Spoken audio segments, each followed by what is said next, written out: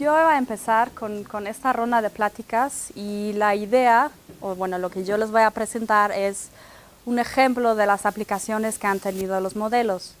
Y en el caso de Glaconavio, lo que hacemos generalmente son los análisis de prioridades, y esto es un ejemplo que hemos trabajado en conjunto Glaconavio en colaboración con la Asociación Mexicana de Primatología. Para contextualizar un poco, el ejemplo que les voy a platicar es de los primates, ¿sí? Entonces, alrededor del mundo hay como unas casi 650 especies y subespecies de primates, de las cuales la mayor parte está en especie de riesgo, de acuerdo a las listas rojas de IUCN. Pueden ver aquí el mapa de riqueza de las especies y cómo está distribuido alrededor del mundo, y lo que pueden observar en estos diagramas es el porcentaje, en rojo, el porcentaje que están en riesgo crítico, ¿sí? De acuerdo a cada una de las regiones. La parte aquí del neotrópico, México, aquí arribita, es la que contiene la distribución más norteña en el continente americano, y la riqueza de especies está representada por estas tres especies de monos, que es el mono aullador negro, el mono aullador de manto y dos subespecies del mono araña. Estas tres especies, las tres están en peligro de extinción, están tanto en la norma oficial nacional como en las normas internacionales, y también están en CITES. Las principales amenazas que han tenido es, por un lado, su pérdida de hábitat. Pueden ver en la imagen cómo ha cambiado la distribución de las selvas. Esto es, generalmente las tres especies están en esta región, como más hacia el sur, en la parte tropical, y aquí lo que pueden observar es cómo se han ido fragmentando y degradando las selvas. Más o menos un 90% de su hábitat se ha reducido. Otro punto es la cacería furtiva, y otro punto es el comercio ilegal de mascotas. En general, las poblaciones se han ido reduciendo como en un 50 a 80% de su distribución original, esto en los últimos 30 años aproximadamente. Entonces, por un lado, la importancia de las primates, o bueno, el estudio de la conservación y su importancia está dado por su pérdida de hábitat y los otros factores que les mencioné, pero también la conservación es importante porque los primates tienen un alto valor biológico, ¿no?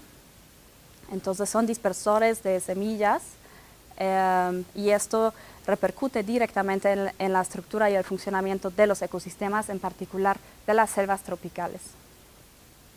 Bueno, además tienen un valor cultural para las poblaciones indígenas con las que cohabitan. Y en México contamos con dos esfuerzos. Me estoy yendo bastante rápido como para llegar a la parte de los modelos, ¿no? Entonces, en México hay dos esfuerzos que se han hecho recientemente como para compilar los estudios respecto a su conservación, y uno es este del CAMP y otro es el del PASE. El CAMP es un esfuerzo que fue realizado por el grupo de especialistas de la conservación y cría de la IUCN, y el PASE especifica más como los objetivos y las acciones específicas que hay que hacer en el campo, y esto lo hizo la Secretaría de Medio Ambiente y Recursos Naturales en conjunto con la Comisión Nacional de Áreas Naturales Protegidas. Con base en estos dos documentos tenemos como una muy buena visión de cómo están las poblaciones actuales y qué es lo que podemos hacer. La pregunta que les quedaba un poco a los primatólogos es en dónde espacialmente ubicar los esfuerzos de conservación. Entonces, de ahí surgió la colaboración entre Glaconavio y la Asociación Mexicana de Primatologías para identificar los sitios prioritarios de la conservación de los primates. Este es como el objetivo principal. Y lo estamos haciendo con el uso de herramientas de planeación sistemática para la conservación, y este tiene como, digamos, la ventaja que podemos ubicar áreas en las cuales es más factible la supervivencia de las especies, por un lado, y por el otro lado es una herramienta que nos permite como optimizar y saber en dónde ubicar los recursos para los esfuerzos de conservación. Digamos, las herramientas de planeación se han desarrollado como a partir de la última década más o menos con Margules y Sarkar, y la gran ventaja es que nos ayudan en la toma de decisiones, ¿sí? O sea, en dónde ubicar estos sitios para también para que la identificación de los sitios tenga como un menor sesgo, ¿sí? Para que sea una cuestión como más, digamos, estandarizada. En general, la planeación sistemática es como un enfoque estructurado en diferentes pasos que estamos siguiendo en este ejercicio. Y, bueno, ya les había dicho, ¿no? Reduce los sesgos, es bastante transparente y, bueno, es un método estandarizado que estamos siguiendo en este caso. Entonces, tuvimos que hacer 3 cosas para llegar como al resultado final, ¿no? Para identificar los sitios. Por un lado, lo primero es generar los modelos de distribución potencial para cada una de las especies de primates, luego determinar las metas de conservación y también identificar los criterios de selección que van a influir para la selección de los sitios. Esta parte la hicimos directamente con los expertos primatólogos de la asociación. El análisis lo hicimos en 3 diferentes regiones debido a las marcadas diferencias en el hábitat de las especies. Entonces pueden ver aquí, está la península de Yucatán, luego está Tabasco y Veracruz, aquí en la parte del Golfo, y luego Guerrero, Oaxaca y Chiapas.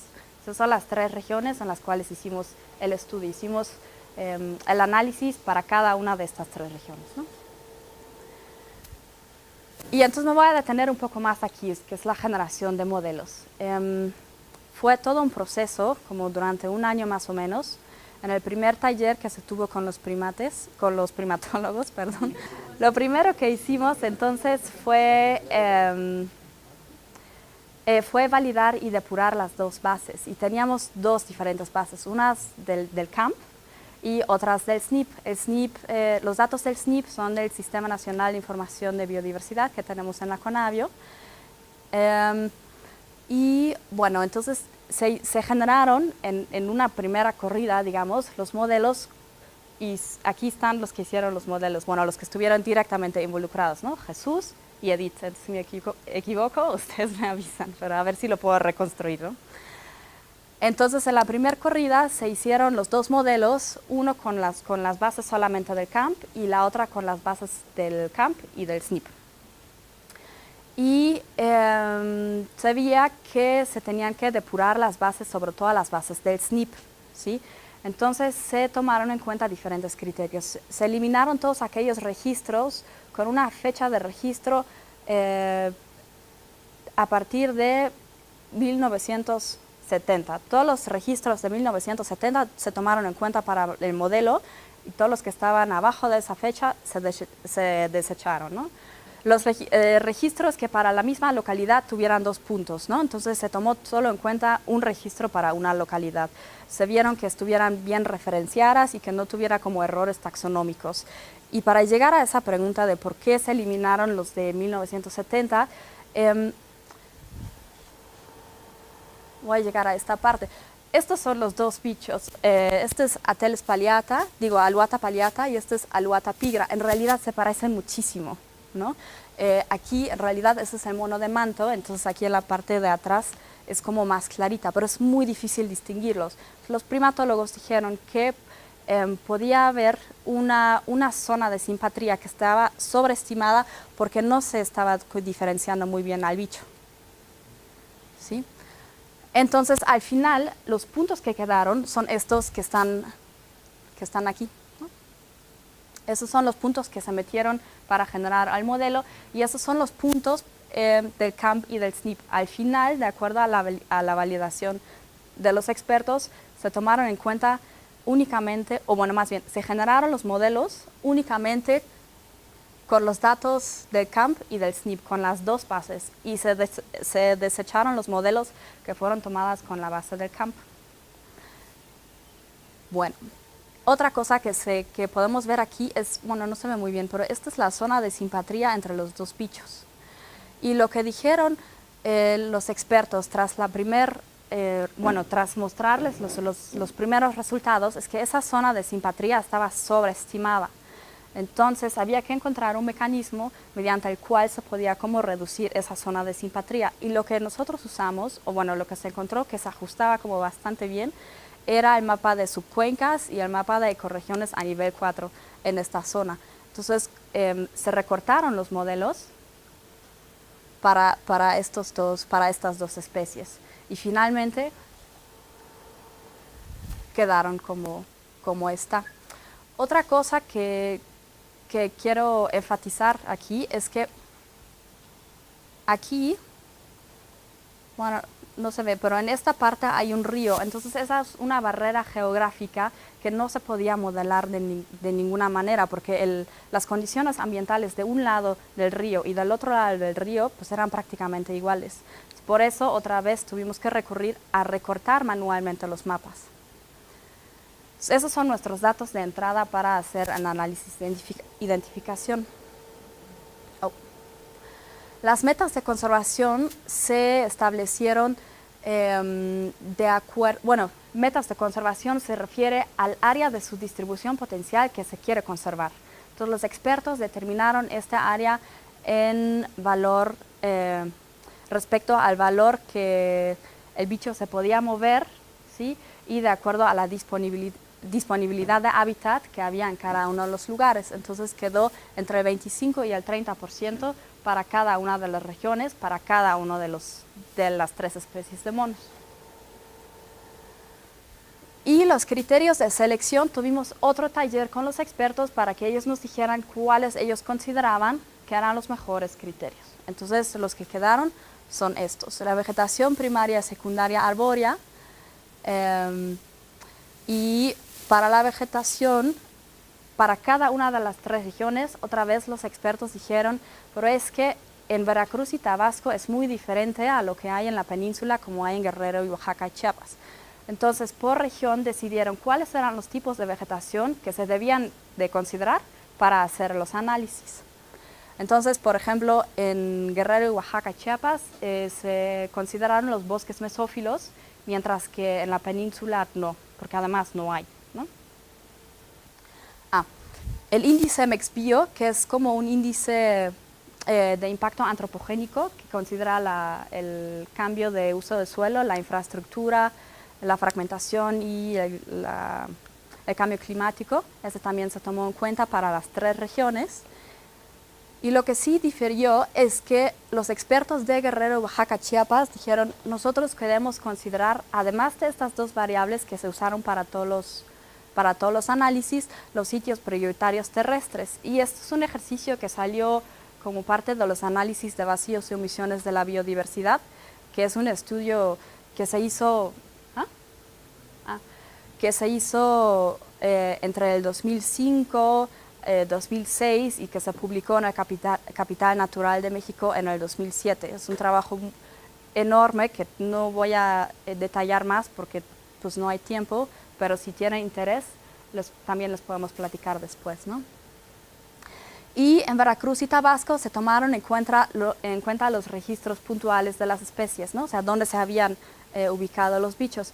Y esto con el fin, porque lo que decían los expertos de Veracruz y Tabasco es que decían, si ven este mapa, hay muy poco hábitat disponible para la especie.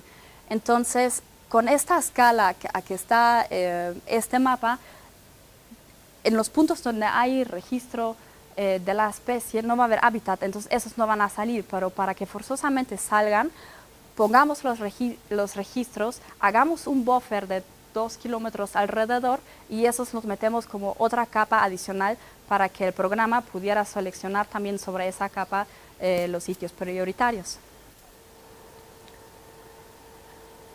Entonces, todo esto lo analizamos con el algoritmo de ConsNet, que es una herramienta computacional que hace este tipo de modelos. Y esto es lo que salió al final, donde lo que pueden observar en azul son en general estos son los sitios prioritarios para las 3 diferentes regiones. Y aquí en la tabla a grandes rasgos, lo que nos dice es que realmente cumple muy bien tanto con las metas de conservación como con los criterios de selección. Es decir, el algoritmo trató de trató de hacer la selección de los sitios prioritarios en aquellos lugares donde hubiera vegetación para la especie, o sea, un hábitat disponible por un lado, y por el otro lado, donde el impacto humano fuera menor. Y en Veracruz y Tabasco, por supuesto que también salieron aquellos lugares que ya contaban con el registro de alguna especie. Y aquí abajo, bueno, no importa, pero lo que también nos dice es que se cumplen exactamente todas las metas de conservación que se habían establecido para cada una de las especies en cada una de las regiones, ¿sí? La coincidencia con las áreas protegidas es realmente baja. Bueno, no está tan baja, pero es como alrededor del 33%. Lo que nos dice es que sí está bien las áreas protegidas, pero estas áreas realmente no son suficientes como para establecer, como para conservar a esta especie a largo plazo, porque muchos de los sitios quedaban fuera de las áreas protegidas. Hicimos otros análisis. Nada más para mencionarles rápido, hicimos un análisis de fragmentación de los sitios prioritarios y estimamos el tamaño poblacional en los fragmentos más grandes, ¿no? Es decir, si en dado caso que pudiéramos como conservar todos los sitios que fueran prioritarios, sobre todo los grandes, de fragmentos mayor a 870 kilómetros cuadrados, ¿cuánta población de cada uno de los primates podría estar en estos fragmentos? Esos son los números de abajo. Y bueno, las conclusiones en general, pues son que, por un lado, dada la degradación del hábitat y la fragmentación, lo que hay que hacer son como medidas de conservación y restauración como para permitir la conectividad entre los diferentes fragmentos. Es muy importante conservar los fragmentos grandes, pero también tenemos que enfocar los esfuerzos a los fragmentos chiquitos, ¿no? Luego, otra cosa que, bueno, no está aquí, pero la coincidencia entre sitios prioritarios y sitios de primates es bastante alta. Entonces, si conservamos a la especie de primates, este puede funcionar como una especie de, digamos, sombrilla para proteger a otras especies donde comparten su hábitat. Y lo que se quiere hacer o ya se está haciendo, sobre todo, por ejemplo, con Bárbara, que no la veo, allá atrás con Bárbara, es el monitoreo de las especies para los primates, y hay que establecer entonces una línea de bases para su monitoreo, ¿sí? Y bueno, aquí hay algunos puntos que hay que considerar, pero lo que quiero enfatizar nuevamente es que si vamos a hacer monitoreo, de acuerdo a lo que hemos estado como viendo ahorita, es si tenemos un buen modelo de distribución potencial, podemos saber en dónde enfocar los esfuerzos de monitoreo y ver cómo son las tendencias poblacionales en esos lugares. Entonces yo creo que eso es por lo menos una conclusión que yo me he llevado tratando de aplicar lo que conocí con esto, lo que hicimos en la Conavio. Y les trajimos tenemos un folleto que tenemos impreso, que les trajimos para cada uno, y están también toda la información, no solo de los primates, sino en general lo que hacemos, de los análisis de vacíos o omisiones, lo pueden consultar en esta página. Y se acabó mi tiempo.